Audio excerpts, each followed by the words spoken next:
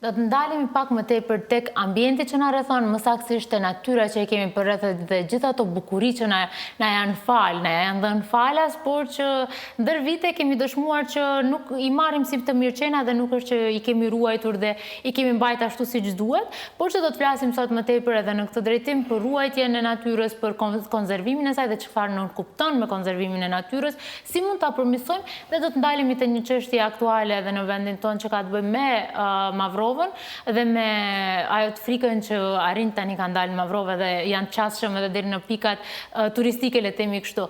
Së bashku me mua do të jetë një intervistë ndryshe ku folësi do të jetë në gjuhën angleze, amerikan dhe kemi përkthyes këtu në studio, kështu që do të kemi një interakcion pak më zhvilluar sot. Së bashku me mua është Daniel Bogner. Hi Daniel. Përshëndetje. Good morning. Dhe kam edhe Fatos grupin I cili do të jetë tu për na ndihmuar në përkthimin. Përshëndetje Fatos. Mirësi e gjeta, Era, faleminderit. Atëherë pyetje do t'i bëj unë në shqip, Fatos ti do të më ndihmosh me përkthimin dhe më pas edhe e kundërta. Danieli ta pyesim fillimisht se si u gjend në Maqedoni dhe çfarë po bën këtu në këtë vendin tonë? Daniel, the first question would be how you found yourself in Macedonia and what exactly are you doing here? Thank you, Era. It's a pleasure to have the chance to talk on Alsat TV. My name is Daniel Bogner. I'm Austrian, and since many years I work in the region Kosovo, Albania, Macedonia as a consultant in the topic of nature conservation and biodiversity. And currently I'm team leader of an EU-funded project for implementing Natura 2000 network. This is, I will explain later, network of protected areas according to the standards of European Union in the country. This is what I'm doing currently here. Më thënë, ky është Daniel Bogner, është austriak, I cili punon në rajonin e Ballkanit perëndimor, do të thënë në Kosovë, Maqedoni dhe Shqipëri, me qëllim konservimin apo ruajtjen e natyrës. Ky është gjithashtu team leader I një projekti I financuar nga Bashkimi Evropian, I cili synon mbrojtjen e natyrës në këto vende. Atë do të fillojmë direkt në temë, sa është e rëndësishme që të ruhet ambienti në cilin ne jetojmë? We will go directly on the topic. How important is it to preserve and conserve our environment? In the Western Balkan region, it is very important to improve the environmental situation in different topics. It is important to work on the waste management, on wastewater treatment. Currently, there's a huge project for building wastewater treatment plant for Skopje, which doesn't exist. There is a lot of tasks to be improved in the nature conservation. Air pollution is a huge topic, and EU is planning to invest a lot of money into supporting the region in these activities. Do me thënë, ka nevojë të madhe të mbrohet ambienti në Maqedoninë e Veriut dhe në përgjithësi në Ballkanin perëndimor. Disa prej tyre janë menaxhimi I mbeturinave, menaxhimi I ujrave të zeza, do me thënë ka një plan për të ndërtuar një hapësirë, një vend ku do të pastrohet dhe do të filtrohet uji, megjithatë nuk është zhvilluar akoma. Gjithashtu është e rëndësishme edhe ruajtja dhe mirëmbajtja e natyrës dhe Bashkimi Evropian është në përgatitje që të na ndihmojë sa më shumë që të arrijmë këtë qëllim. Të ndalemi pak më tepër në vendin ku edhe Daniel je, sa në Maqedoni vrejmë pastërtinë në natyrë? How much cleanliness or what is the purity do we find in nature in North Macedonia? The nature in Macedonia actually is polluted on several spots, like there is illegal waste management or along the roads, but basically in Macedonia the nature is in a very good condition.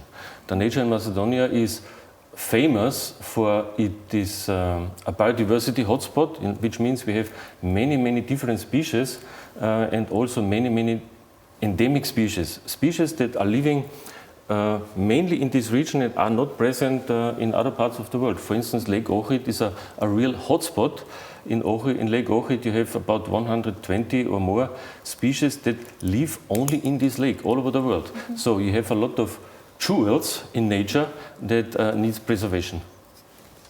Do me thënë, në Maqedoni ka disa vende të ndryshme të cilat janë të ndotura, qoftë kjo prej menaxhimit jo adekuat të ujrave të zeza.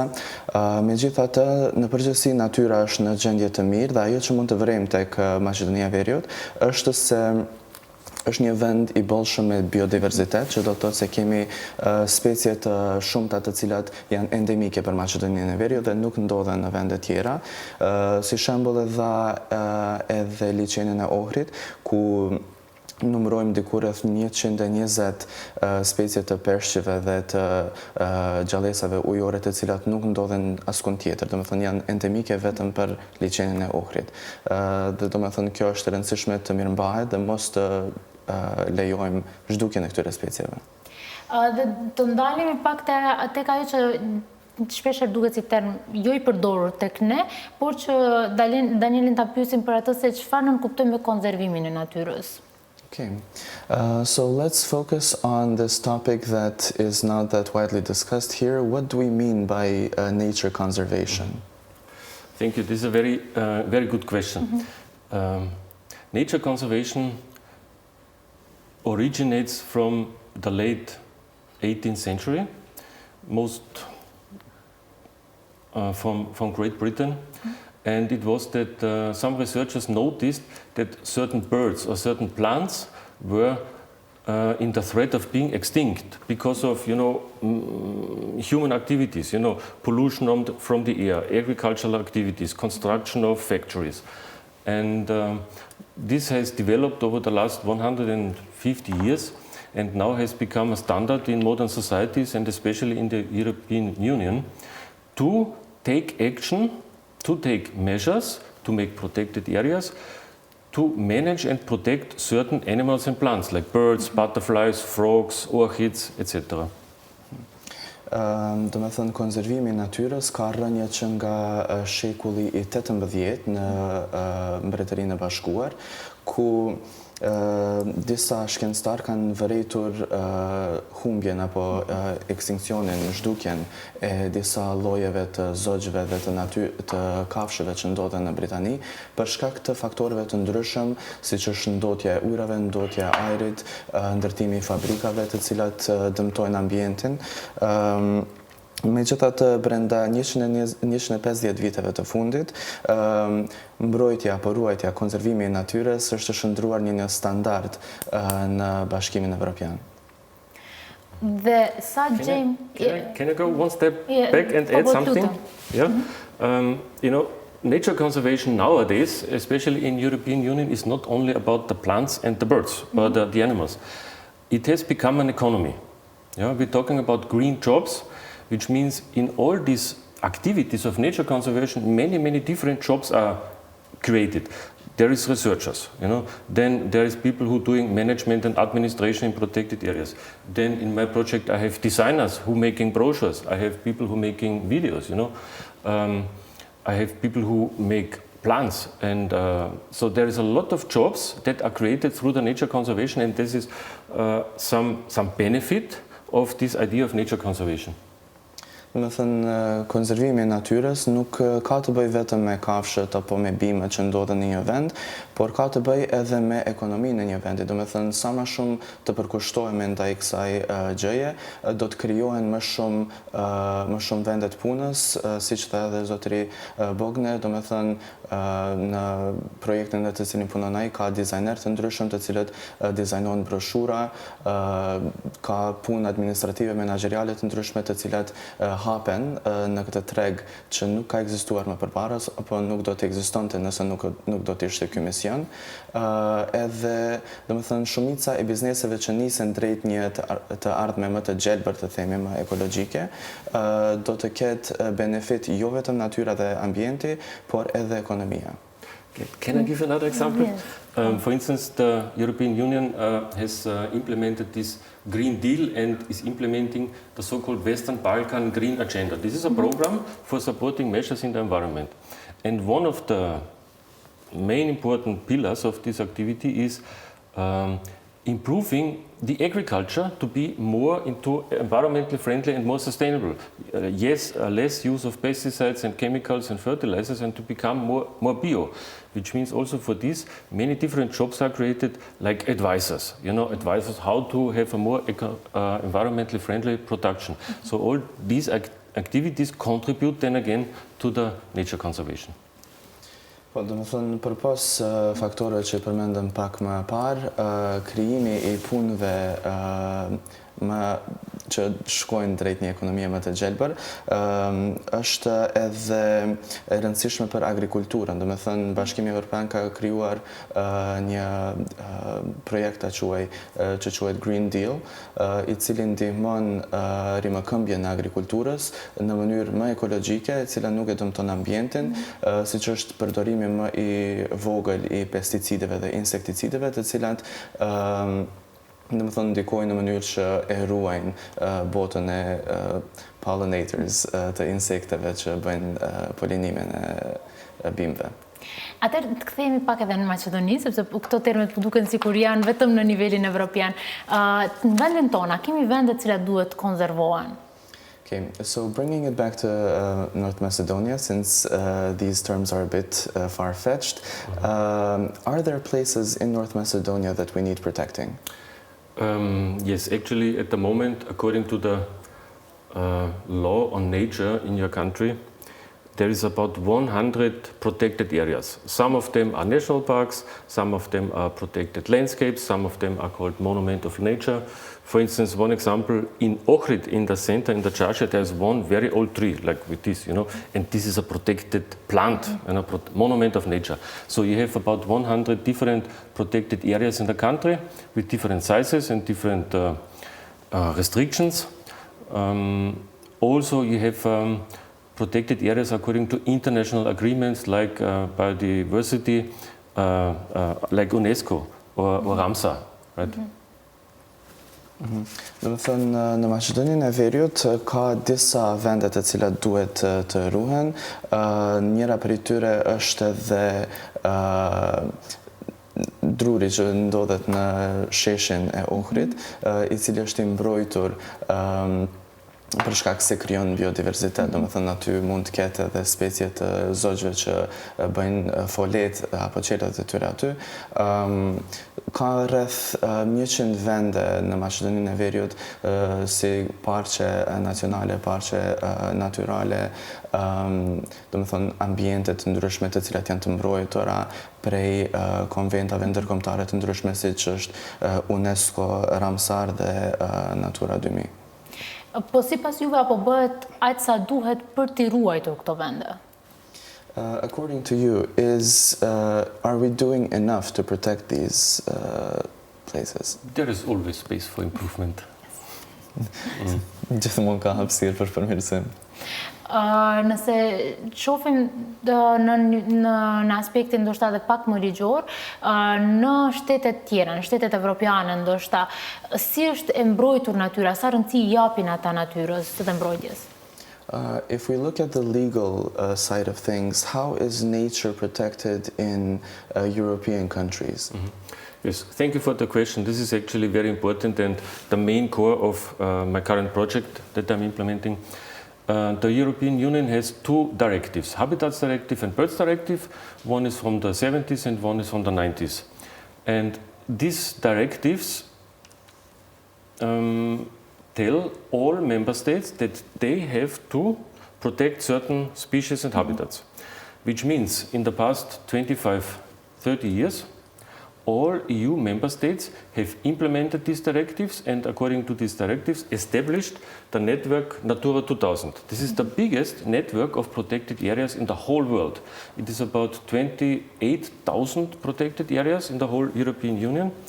And now the countries like Albania, Macedonia, who are in the phase of preparation to join the EU, they need to implement these directives and these Natura 2000 sites in their countries before they access. This is a precondition for the accession. Do me thënë, ajo që ndodh në Bashkimin Evropian është se ekzistojnë dy direktiva të cilat ndikojnë në mbrojtjen e ambientit dhe kafshëve. Këto quhen direktiva e Habitat Directive apo direktiva e ambientit dhe Bird Directive që është direktiva e zogjve. Do me thënë, brenda 35 viteve të fundit është bërë si parakusht që secili shtet që antarësohet në Bashkimin Evropian ti implementoj këto direktiva dhe për momentin ekzistojnë diku rreth 28.000 vende të mbrojtura në Bashkimin Evropian, të cilat funksionojnë në rrjetin Natura 2000. Si parakusht e shteteve të cilat synojnë të antarësohen në Bashkimin Evropian, si që është Maqedonia, Kosova dhe Shqipëria, këto direktiva duhet vetë të implementohen para se të antarësohemi. Du të ndalim edhe një pjesë cilën e përmendët, për kafshët të cilat janë në rrezik apo janë në zhdukje.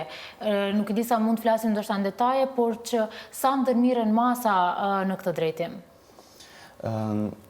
We can stop and talk about animals and plants that are at the risk of extinction. How many measures are we taking to protect this flora and fauna from disappearing? Yeah. There is a couple of species in Macedonia that are very rare and in the risk of extinction. One famous example is the rhys lynx. There is only about 25 individuals in the country living. Core area is Mavrovo. And since years, the Macedonian Ecological Society, with partners from inside the country and outside the country, are monitoring the animal and taking measures to provide suitable habitats for the animal. There is also plants, like the famous Pinus peuce in National Park Pelista, where the national park takes care that these trees are not cut. And there is examples also for other species, for certain birds. One very endangered bird is the Egyptian vulture.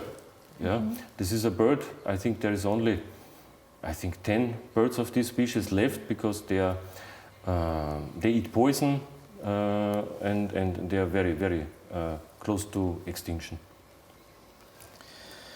Do me thënë, një shembull më të theksuar që mund të përmend Daniel Bugner rreth asaj se sa i mbrojmë llojet, speciet e ndryshme në Maqedoninë e Veriut është rrëçebulli. Do me thënë, është një mace egër e cila jeton në malet, në ambientin malore të shtetit ton dhe për momentin është në numër shumë të vogël të individëve që jetojnë në natyrë. Përpos kësaj mace ekzistojnë edhe lloje të ndryshme të zogjve dhe të bimëve të cilat janë në rrezik të zhdukjes. Një prej tyre është edhe mishngrënësi egjiptian, do të thënë është një shpezë e madhe e cila është me rëndësi të madhe për natyrën, pasi që ushqehet me gjëra të cilat për kafshët tjera janë të helmueshme dhe kjo ndikon edhe në ciklin e natyrës që, do të thënë, një kafsh konsumon tjetrën dhe bëhet harku i natyrës. Jemi në pjesën e fundit tashmë të intervistës dhe dua të ndalem pak në zhvillimet e fundit sa i përket temës që po e flasim, më saktësisht në Mavrov, ku u bën një diskutim madh rreth arrimëve të cilët po zbrecin çdo ditë më tepër më afër njerëzve dhe pikave turistike. Si erdhi deri te ky problem dhe si mund ta zgjidhim të njëjtin? Now we're reaching the end of the show and we would like to focus on something more topical that recently happened in Mavrovo, which is the descent of brown bears on populated areas, and if there is anything that we can do to fix this issue. Thank you for this challenging question. First, we need to understand that the bear is a strict protected species. The population of bears in Europe is about 15,000 individuals. Most of them are in Romania. In the country, the numbers are not very clear. Some say it's 300 or 500 or 700. We don't know exactly. However, everybody in the country noticed in the past 2 or 3 years that the bears are getting closer to villages and people are afraid. So this is a serious situation. And to be honest, I live not always in Skopje. I live in the national park Alsat-M, in a mountain village, and I go a lot of hiking there. And just 2 months ago, I was so close to a bear that I record the sound on my mobile phone, not a bear. So I tell to myself, Daniel, go home now. So I also was in contact with bears. Also, I need to mention, I'm not really expert for bears. There's people who are dealing only with the topic of bears. Tomorrow I will meet one very experienced person from Croatia. The name is Čuro Huber. He's working on the topic for, 30 years. And he will also help us in the country. Today morning, I noticed that the Minister of Environment posted on Facebook some activities, strategies, and raising the awareness that yes, we have a situation with the bears, and yes, some measures need to be taken urgent, like removal of garbage, like making fences, like putting electric fences, like raising the awareness. And one thing with the bears, sorry, I'm talking too much, but no worries.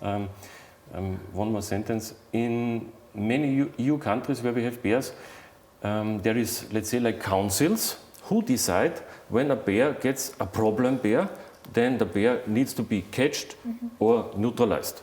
Okay? I'm not sure if this is already established in the country, but this might be necessary in the future. And the bears who are problem bears are only very few. Most of the bears do not go to the villages. Okay? But yes, this is a topic.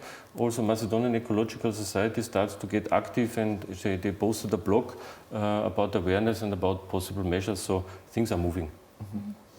Okay, do me thënë në